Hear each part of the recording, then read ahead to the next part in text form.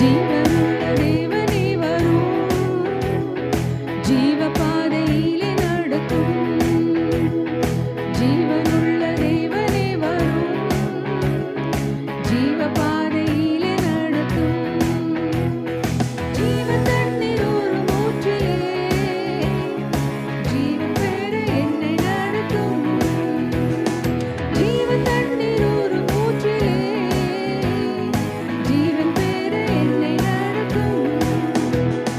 இயேசுவே நீர் பெரியவர், இயேசுவே நீர் பரிசுத்தர், இயேசுவே நீர் நல்லவர், இயேசுவே நீர் வல்லவர். இயேசுவே நீர் பெரியவர், இயேசுவே நீர் பரிசுத்தர், இயேசுவே நீர் நல்லவர், இயேசுவே நீர் வல்லவர்.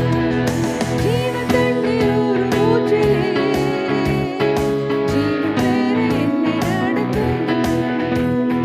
ஜீவ தண்ணீர் ஊறும் ஊற்றிலே ஜீவன் பெற என்னை நடத்தும்.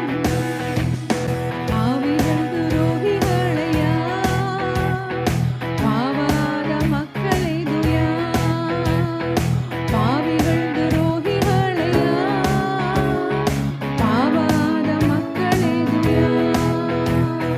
பாதகர் என் பாவம் போக்கவே, பாதகர்க்கு தொங்கினீரல்லோ. பாதகர் என் பாவம் போக்கவே, பாதகர்க்கு தொங்கினீரல்லோ. இயேசுவே நீர் பெரியவர், இயேசுவே நீர் பரிசுத்தர், இயேசுவே நீர் நல்லவர், இயேசுவே நீர் வல்லவர். இயேசுவே நீர் பெரியவர், இயேசுவே நீர் பரிசுத்தர், இயேசுவே நீர் நல்லவர், இயேசுவே நீர் வல்லவர். பாதகர் என் பாவம் போக்கவே, பாதகர்க்கு தொங்கினீரல்லோ. பாதகர் என் பாவம் போக்கவே, பாதகர்க்கு தொங்கினீரல்லோ. ஐந்து கண்ட மக்களுக்காக, ஐந்து காயமேற்ற நேசரே, ஐந்து கண்ட மக்களுக்காக, ஐந்து காயமேற்ற நேசரே. நொந்துருகி வந்த மக்கள் மேல் நேச ஆவி வீச செய்குவீர். நொந்துருகி வந்த மக்கள் மேல் நேச ஆவி வீச செய்குவீர். இயேசுவே நீர் பெரியவர், இயேசுவே நீர் பரிசுத்தர், இயேசுவே நீர் நல்லவர், இயேசுவே நீர் வல்லவர். இயேசுவே நீர் பெரியவர், இயேசுவே நீர் பரிசுத்தர், இயேசுவே நீர் நல்லவர், இயேசுவே நீர் வல்லவர். நொந்துருகி வந்த மக்கள் மேல் நேச ஆவி வீச செய்குவீர். நொந்துருகி வந்த மக்கள் மேல் நேச ஆவி வீச செய்குவீர். வாக்குத்தத்தம் செய்த கர்த்தரே, வாக்கு மாற உம்மை நாதனே. வாக்குத்தத்தம் செய்த கர்த்தரே, வாக்கு மாற உம்மை நாதனே. வாக்கு நம்பி வந்து நிற்கிறோம், வல்ல ஆவி மாறி ஊற்றுவீர். வாக்கு நம்பி வந்து நிற்கிறோம், வல்ல ஆவி மாறி ஊற்றுவீர்.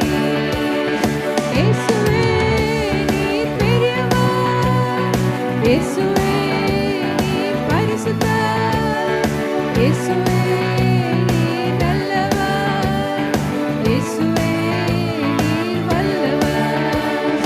இயேசுவே நீர் பெரியவர், இயேசுவே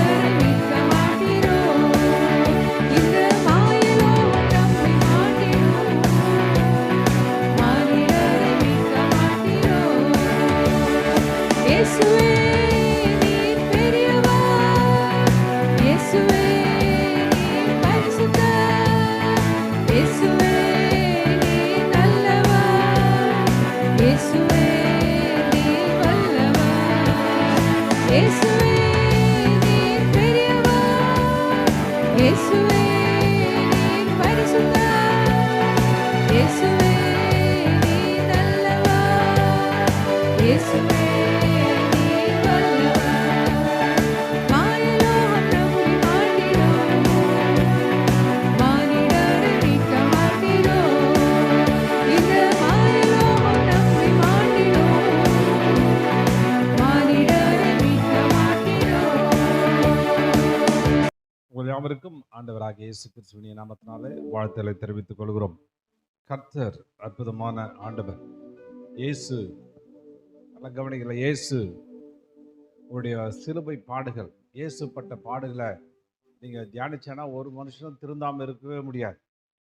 நிறைய பேர் என்ன நினைக்கிறாங்க, பாவம் ஒருத்தர் சொன்னார் நல்ல மனுஷன் நல்லலாம் இருந்தாங்க பிரச்சனைங்க அடித்து மாட்டுவாங்க அப்படின்னாங்க. அது இல்லை, அவர் அதுக்காக அடிப்படலை, அவர் உனக்காக அடிபட்டார். நம்முடைய வாழ்வின் முன்னேற்றத்திற்காக அவர் அடிபட்டார்.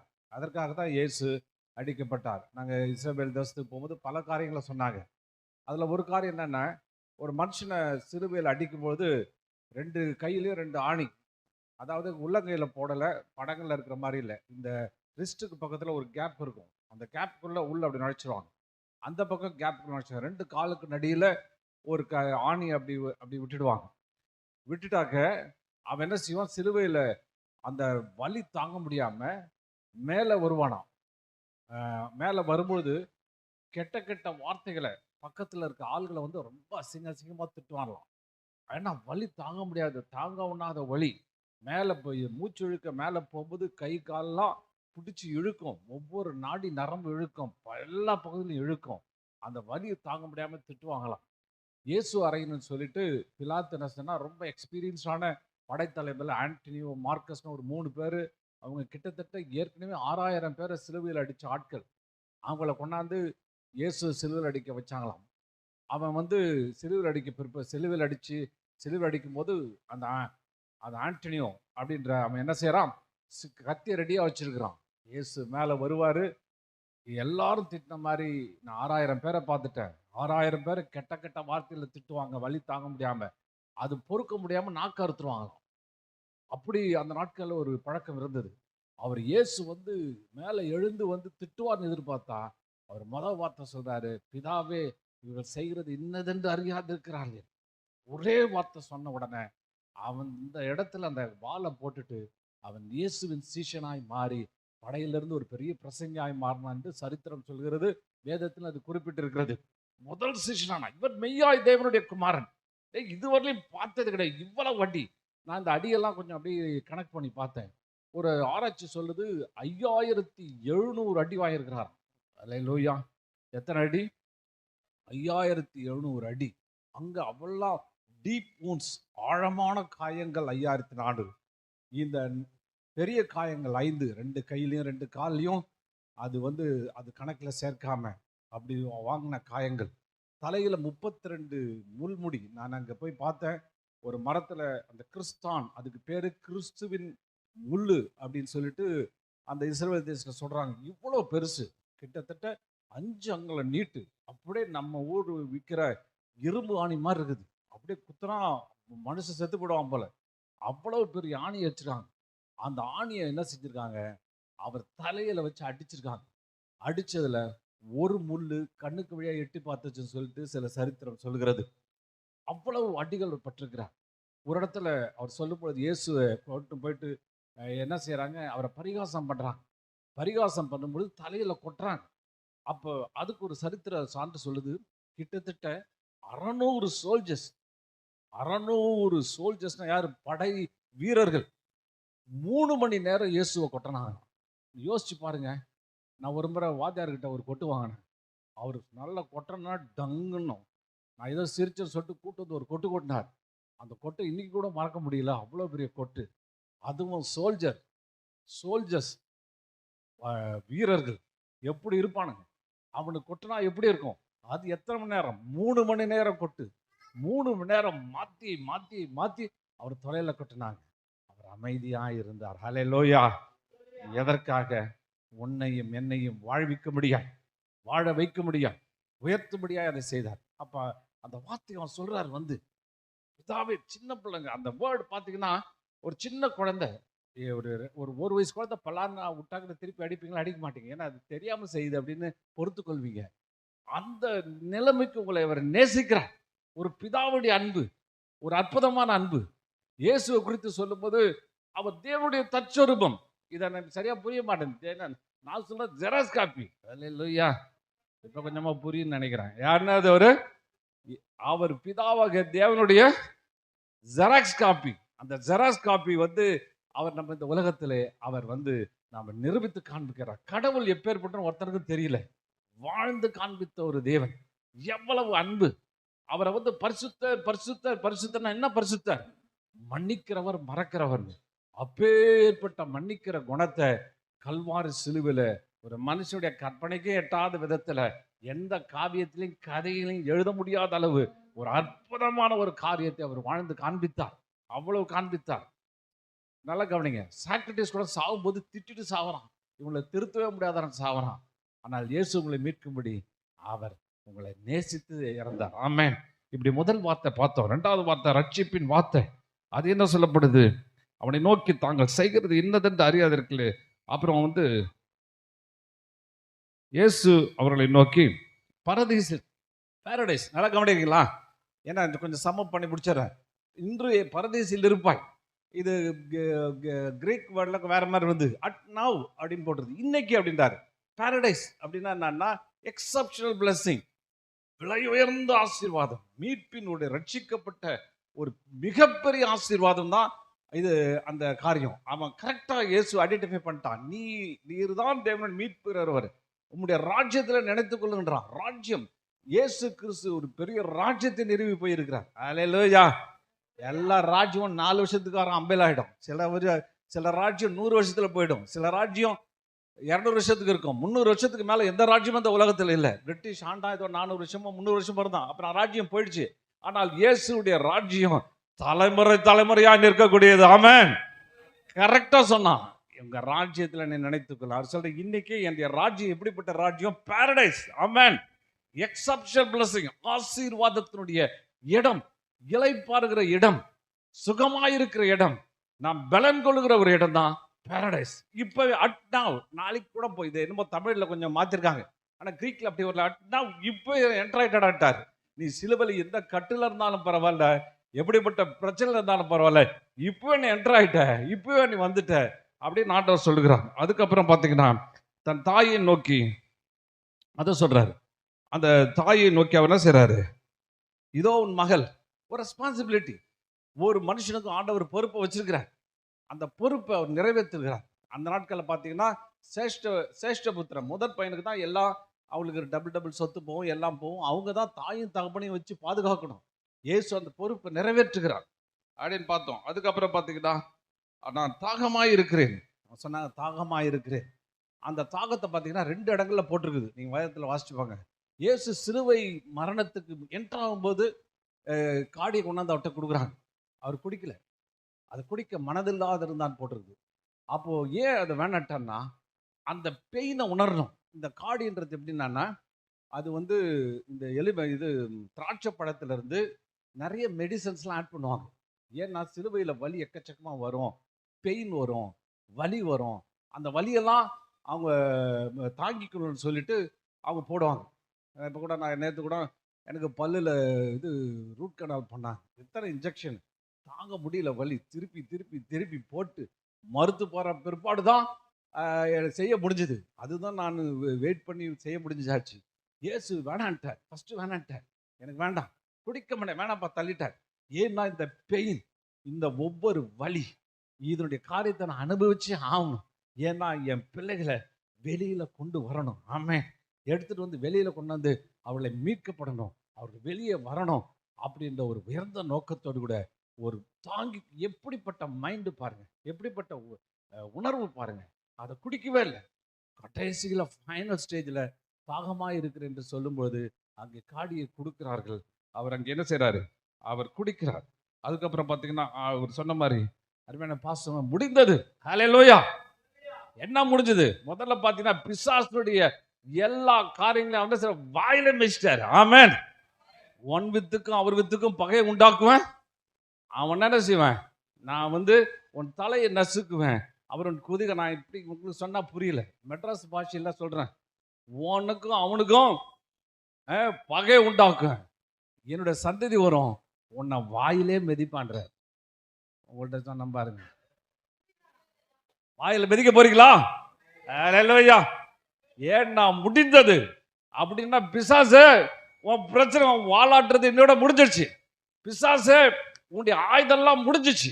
பிசாசு உன்னுடைய அதிகாரங்களையும் துரைத்தனங்களை என்ன செஞ்சாரு? உறிந்து கொண்டான். முடிஞ்சிச்சுன்னா உன் பிரச்சனை. எதிராளியை பார்த்து சொல்றாரு எல்லாம் முடிஞ்சிச்சு, எல்லாம் முடிஞ்சு போச்சு. முடிஞ்சிச்சா?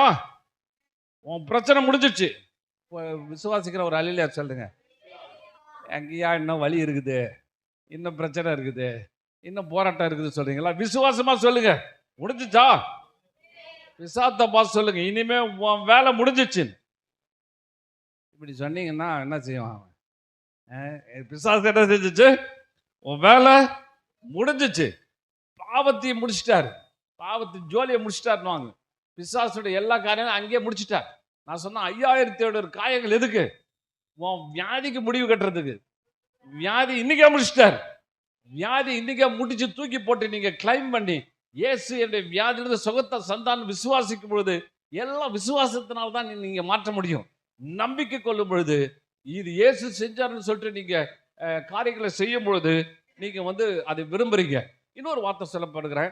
அந்த அந்த வசனத்துல முடிந்ததுன்ற வார்த்தை வந்து கிரேக்க பத்தி டெட்டலஸ்டாய். டெட்டலஸ்டாய் அப்படின்னா என்ன அர்த்தம்? அப்படின்னா அதாவது ரோமர் என்ன செய்வாங்களாம்? ஒரு ஆளை கூட்டு வந்து அவனுக்கு லிஸ்ட் கொடுத்துருவாங்களாம்.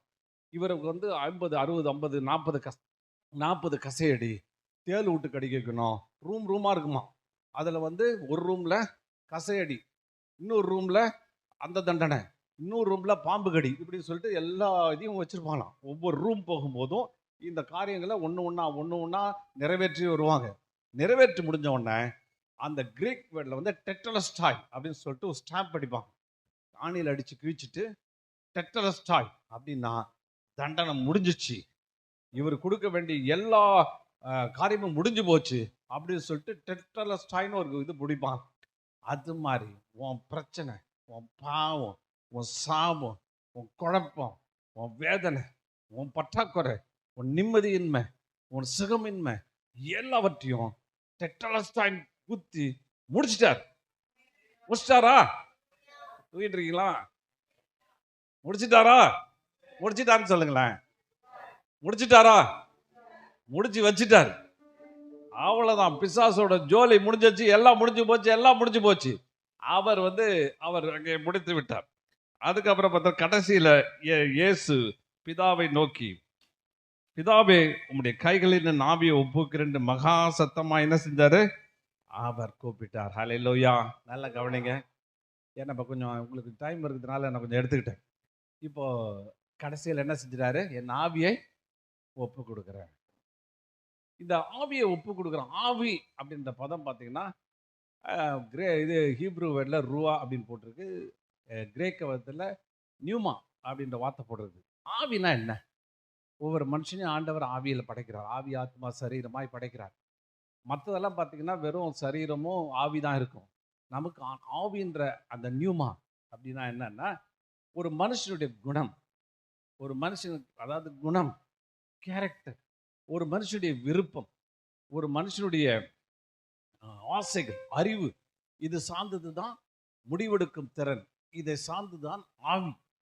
இந்த ஆவி பார்த்தீங்கன்னா எல்லா ஆவியும் அவருக்கு கொடுத்துட்டா வாங்கிக்க மாட்டார். இது ஒரு நல்ல ஆவி. அல்லேலூயா. இந்த 7 கேரக்டரை பார்க்கும்போது அந்த அவருடைய குணத்தை அவர் வெளிப்படுத்துகிறார். அவருடைய ஆவியினுடைய பரிசுத்தத்தை அவர் வெளிப்படுத்துகிறார். ஆவியினுடைய குணத்தை அவர் வெளிப்படுத்துகிறார். இயேசு பாருங்க, எல்லாரையும் மன்னிக்கிறாரு, மறக்கிறாரு, முடிக்கிறாரு. இயேசு தந்த பொறுப்பு, ரெஸ்பான்சிபிலிட்டி, அவர் கொடுத்த அந்த தேவன் கொடுத்த அந்த பொறுப்பை அந்த இடத்துல அவர் நிறைவேற்றுகிறார். அப்ப நிறைவேற்றுகிற தன்மையோடு கூட அவர் காணப்படுகிறார். அப்ப நம்முடைய ஆவி எப்பேற்பட்டது? கொஞ்சம் யோசிங்க. ஆவினா நியூமான்னா பிசாசுக்கும் அப்படி பேர் தான், நியூமா தான். கேட்டா அது ஈவில் நியூமா, அதாவது தீய ஆவி, மோசமான ஆவி, பொல்லாத ஆவி. மனுஷனுடைய ஆவிக்கும் ஆவி, அதே மாதிரி கர்த்தருடைய ஆவிக்கும் ஆவி. நல்லா கவனிக்கிறீங்களா? இப்போ நல்லா கவனிங்க. ஏசு பழைய ஏற்பாட்டில் ஆவி ஆவின்னு வரும். பரிசுத்த ஆவியானவர் பரிசுத்த ஆவியானவர் பழைய ஏற்பாட்டில் சொல்லிடு. பரிசுத்த ஆவியான அசைவடையினா வந்துக்கிட்டே இருக்கு. புதிய ஏற்பாடு வரும்போது ஹோலி கோஸ்ட் அப்படின்னு போட்டிருக்குது. அப்படின்னா என்னன்னா, இந்த பரிசுத்த ஆவியானவர் இயேசு கிட்ட வந்திருக்கிறார். இயேசு கிட்ட வரும்பொழுது இது யாருன்னா பிதாவுடைய ஆவியானவர். பிதாவுடைய பண்புகளையும் நல்ல குணங்களையும் அவருடைய அற்புதமான வல்லமையும் பெற்றுக்கொண்ட அந்த ஆவியானவர் இயேசு கிறிஸ்துக்குள்ள வரும்பொழுது இயேசு தன்னை வெளிப்படுத்தல, பரிசுத்த ஆவியானுடைய பிதாவையை வெளிப்படுத்திக்கிட்டே வந்தார். அப்ப வெளிப்படுத்திக்கிட்டே வரும்பொழுது அவருடைய ஆவி சுத்தமா அப்படியே பரிசுத்த ஆவியானவரை போல் அந்த குணங்களை எல்லாம் அப்படியே மாறி போனது. இப்ப அவர் போயிட்டாரு. அவர் பரிசுத்த ஆவியானவராய் நம்ம மத்தியில் இறங்கி வந்திருக்கிறார். ஹல்லேலூயா. இப்ப நம்ம ஆவி என்னன்னா, நம்ம ஆவி பார்த்தீங்கன்னா சோர்ந்து போன ஆவி. ஹல்லேலூயா. சோம்பல் ஆவின்னு வேற இருக்குது. சோர்ந்து போன ஆவி, களைச்சு போடுற ஆவி, கன நித்திரத்தின் ஆவி, இப்படி என்னென்னமோ கிடக்குது. அவ்வளோ ஆவிங்க நம்மகிட்ட இருக்குது. ஆனா இதெல்லாம் எடுத்து போட்டு இயேசுடைய ஆவி எப்படி இருந்தது? மன்னிக்கிற குணம் நிறைஞ்சதா இருந்தது, அன்பு நிறைஞ்சதா இருந்தது, பொறுப்புகளை நிறைவேற்றக்கூடியதா இருந்தது, கருணை மிக்கதா இருந்தது, தாகமா இருந்தது. அப்படிப்பட்ட ஆவியினுடைய குணங்கள் 7, அந்த மெச்சூரிட்டி, அந்த முதிர்ச்சி அடைந்த நிலைமை, அந்த ஆவிக்குரிய நிலைமைக்குள்ள நாம் கடந்து வந்து இந்த ஆவியை நாம் வெளிப்படுத்தும் பொழுது, பரிசுத்த ஆவியானவரை வெளிப்படுத்தும் பொழுது, அல்லது தேவனுடைய குணங்களை வெளிப்படும் பொழுது, அல்லேலூயா, வெளிப்படுத்த முடியுமா? முடியுமான்னா கஷ்டம்தாங்க அப்படின்னு என்கிட்ட கூட ஒரு வாலிபர் பேசிட்டு இருக்கும்போது சொன்னார். அவருக்கும் கொஞ்சம் பிரச்சனை. அவர் சொன்ன, நான் ஒன்றும் ஏசு கிடையாதுங்க, ஏசு கிடையாது எல்லாத்தையும் மன்னிச்சுட்டு போகிறதுக்கு அப்படின்னார். எல்லாம் கவனிக்கிறீங்களா? ஏசு கிடையாது. அவர் என்ன சொல்றாரு? என்னை போல மாறுகின்றார், என்னை பின்பற்றி வாருகின்றார். நீ இயேசுவா மாற முடியுமா? முடியாதா? முடியுமா? முடியாதா? முடியும். நம்மளால முடியாது. பரிசுத்த ஆவி என்ன செய்றாரு? அதுக்கு தான் அவர் வந்திருக்கிறார். உன்னை அப்படியே பார்த்து என்ன செய்வார்? அந்த நாட்களில் ஒரு மனுஷன் ஆண்டவர் உருவாக்குனார். மண்ணை எடுத்து அப்படியே மூக்கு ஈக்கு எல்லாத்தையும் அப்படியே வரைஞ்சிக்கிட்டே இருந்தார். அவர் சாயல், அவர் தேவனுடைய சாயலை பார்த்து அப்படி அப்படியே அப்படியே வரைஞ்சிட்டே இருக்கார். இப்போ கூட ஆர்டிஸ்ட்கிட்ட ஒரு படம் கொடுத்தீங்கன்னா அதை பார்த்து அப்படியே அழகாக வரைவான். அழகாக மூக்கு எப்படி இருக்குது, அது இருக்குது, அப்படி எப்படி முடி எப்படி இருக்குது, அந்த காலிங் ஹேரான்னு பார்த்து அப்படியே வரைவாங்க. அப்போ அதே மாதிரி எல்லாம் கெட்டு போச்சு, எல்லாம் எல்லாம் டிஸ்மண்டல் ஆயிடுச்சு, குழம்பி போச்சு, எல்லாம் வேற வேற மாதிரி ஆயிடுச்சு. இப்போ பரிசுத்த ஆவியானவர் வந்திருக்கிறார். வந்தவனை என்ன செய்கிறாரு? அப்படியே இந்த குமாரனுடைய சாயல், குமாரனுடைய மூக்கு, இந்த மூக்கு நாக்க சொல்லலை, உள்ளான கேரக்டர், உள்ளான கேரக்டர் அப்படியே எழுதுறார், அப்படியே வரைகிறார். ஒவ்வொரு நாளும் முயற்சி சொல்றார். ஒரு நாள் ட்ரை பண்றாரு, முடியல, இருந்தாலும் மறுபடியும் ட்ரை பண்ண. இவர் ரொம்ப பொறுமைன்னா, அவர் பொறுமைக்கு ஒரு எல்லை இருக்குது. 2 திட்டு வாங்குவார், 3 திட்டு வாங்குவார், 4வது திட்டுல வேற மாதிரி ஆயிடுவார். அப்போ அந்த அந்த கேரக்டர், அதுதான் ஆவி. அந்த கேரக்டரை, அந்த குணத்தை, அந்த பிரதிபலிப்பை நம்ம பிரதிபலிக்கிறதில்ல. சில பேர் பிசாசை பிரதிபலிப்பாங்க, வெட்டு 1 துண்டு 2 ஆக்கிடுவாங்க. ஆனால் இயேசுடைய பிரதிபலிப்பை, பிதாவுடைய பிரதிபலிப்பை, பரிசுத்தாவுடைய குமாரனுடைய பிரதிபலிப்பு, அந்த பிரதிபலிப்பை நம்மளை ரிஃப்ளெக்ட் பண்ணும்படி அவர் விரும்புகிறார். இந்த தங்கம் இருக்குது, தங்கம் காய்ச்சல பெரிய கம்பெனிக்கெல்லாம் போனீங்கன்னா, தங்க தொழிற்சாலைக்கு போனீங்கன்னா எப்போ இந்த தங்கம் பியூரிஃபை ஆச்சுன்னு பார்ப்பாங்கன்னா, தங்கத்தை உருக்க உருக்க உருக்க உருக்க அழுக்கு வந்துக்கிட்டே இருக்குமா, வந்துக்கிட்டே இருந்துக்கிட்டே இருக்குமா. அப்போ அவன் அந்த அழுக்கு நீக்கிக்கிட்டே இருப்பாங்களாம். ஒரு பாயிண்ட்ல மேலேருந்து பார்க்கக்கூடிய முகம் அப்படியே ரிஃப்ளெக்ட் ஆகுமா, மூஞ்சி முகம்லாம் தெரியுமா. அது வந்தாக்க தங்கம் பியூரிஃபை ஆயிடுச்சு அப்படின்னு சொல்லுவாங்க. அல்லேலூயா. புரிஞ்சவங்க அல்லேலூயா சொல்லுங்க. ஆமென். அதான் மாதிரி முகத்தை பார்க்கும்போது, இயேசு அவங்க முகத்தை பார்க்கும்போது, அவர் மகிமையின் வெளிச்சம் மகிமையான நம்ம இருதயத்தில் பார்க்கும்போது, அவர் முகம் தெரியணும், பிரதிபலிக்கணும். பிரதிபலிக்கனா மறுபடியும் பியூரிஃபை பண்ணி பண்ணணும். தெரியுதா? எங்க தெரியுதுன்றீங்க? உள்ள இருக்க ஆள் தெரியுதுங்க, ஜென்ம சுபாவம் தெரியுதுங்க, அந்த சுபாவம் தெரியுதுன்னு கொஞ்சம் கஷ்டம்தான். உருக்கி தான் மாற்றணும். அப்போ இயேசுவானவர் கர்த்தர், அவர் ஒரு கடைசியில் ஒப்படைக்கிறார். பியூட்டிஃபுல், அருமையான அந்த ரிஃப்ளெக்டட் பிதா மாதிரி மாறின அந்த சாயலை, பிதா மாதிரி மாறின அந்த அருமையான குணத்தை, அந்த அன்புல எக்ஸ்ட்ரீம், இந்த அன்பு இவரை மாதிரி அன்பு ஒரு அந்த அருமையான பிதாவினுடைய அன்பு அப்படியே ரிஃப்ளெக்ட் பண்ணி ஆவியில் அப்படியே நிரம்பி அவரை மாதிரி ஒரு சாயலை அப்படியே திரும்ப ஒப்படைக்கிறார். ஹல்லேலூயா, ஹல்லேலூயா. சாதாரணமாக எது, இப்போ நீங்கள் போயிட்டு இங்கே ஒரு செங்கல் எடுத்து நீங்கள் கொண்டு போய் உங்கள் அப்பாட்ட கொடுத்து பத்திரமா பீரோவில் பூட்டி நினச்சிவாங்க, உன் தலையிலே போட்டுருவாங்க. ஏன்னா செங்கலை வைக்கிற யாரா உள்ளே வைக்க முடியும். கோல்டை கொடுத்தா நல்ல வெயிட்டான 24 கேரட், ஒன்றுமே இல்லை, செம்பு கலக்காத ஒரு கோல்டு ஒரு பாலத்தை எடுத்து கொடுத்தீங்கன்னா உடனே பீரோவில் வைப்பாங்க. அது ஒப்படைக்கிறது. எப்படின்னா களஞ்சியத்தில் சேர்க்கிறது. இயேசு மத்தேயில கூட சொல்கிறாரு, அது நெல்மணிகள் அதனோடு கலந்துருக்கிறோம், அதை நல்லா விளக்கி அதை ஒன்றில் ஆக்கி மணிகளாக மாற்றி களஞ்சியத்திலே சேர்ப்பார். இயேசு பாருங்க கொடுத்த அந்த கேரக்டர்ஸ் எல்லாம் வெளிப்படுத்துகிறார். இந்த 7 கேரக்டர் உள்ள மனுஷன் இந்த உலகத்திலே கிடையாது, இந்த புராணத்தில் சொன்ன எந்த கதையிலும் கிடையாது, எதுலேயும் கிடையாது. ஒருத்தர் என்ன சொன்னார், மதங்கள் ஏன் உருவாக்கப்பட்டது? மதங்கள் முதல்ல எதுக்குன்னா ஒரு மனுஷனை ஒழுங்குபடுத்துறதுக்கு, நல்வழிப்படுத்துறது. எங்கே யார் எந்த மதத்தில் போட்டுருக்குது நல்வழி சொல்றது? சொல்கிற கடவுளே சரியில்லை, 2 வச்சுட்டு இருக்காரு. அப்படி எப்படி அவன் திருந்துவான்? இப்படி பல காரியங்களை எல்லாம் அடிக்குவான். அவன் தான் தாண்டவன் தான், அடித்து ஆளை போட்டு அடித்து உண்டு நாக்கிறது, இப்படி பல காரியங்களை செய்யும்போது அது எப்படி கரெக்டான காரியம்? இயேசு நல்ல மாடலா அற்புதமான ஒரு தேவனுடைய எதிர்பார்ப்பின்படி உருவாக்கப்பட்ட ஒரு பிரத்யேகப்பட்ட சோதனையிலிருந்து வெற்றி சிறந்த தேவனாய் அவர் அங்கே வெளிப்பட்டு கடைசியில் அந்த ஆவியை, நீர் கொடுத்த அந்த ஆவியை அப்படியே திரும்ப ஒப்படைக்கிறார். அல்லேலூயா. கடைசி நாட்களில் நம்ம ஒரு நாள் ஒப்படைக்கிற நேரம் உண்டு. ஆமென். இப்போ இன்னொன்று பார்த்தீங்கன்னா, மரணத்தின் மேல் அதிகாரம் இருக்கிறது. யாரோ உயிர் விடுறதுக்கு அதிகாரம் இருக்குதா? இந்த டைமில் உயிர் போனால் போகுமா? போகக்கூடாதுன்னு நினச்சாலும் போகாது. ஆவியின் மேலே அதிகாரம் யாருக்கும் கிடையாது. அது எப்போ போகுமோ போவோம். அம்பானிக்கு உடம்பு சரியில்லை, அவ்வளோ நாள் பெரிய பெரிய உலகத்தில் இருக்க அத்தனை டாக்டர்ஸும் பிடிச்சி என்னென்னமோ பண்ணி பார்த்தாங்க. உயிர் நிறுத்தி முடிஞ்சுதான், முடியல, போகிறது டாட்டா சொல்லிட்டு போயிட்டே இருக்குது. ராஜாக்கெல்லாம் அப்படி தான் போயிட்டாங்க. ஆனால் இயேசு பாருங்க, ஒப்படைக்கிறேன், முடிஞ்சு போச்சுப்பா, பொசிஷன் பாருங்க, மரணத்தின் மேல் அதிகாரமுடைய தேவன். ஆமென். அப்படியே அவர் ஹேண்ட் ஓவர் பண்ணுறாரு, ஒப்படைக்கிறாரு, நிறைவு செய்கிறார். ஆமென்.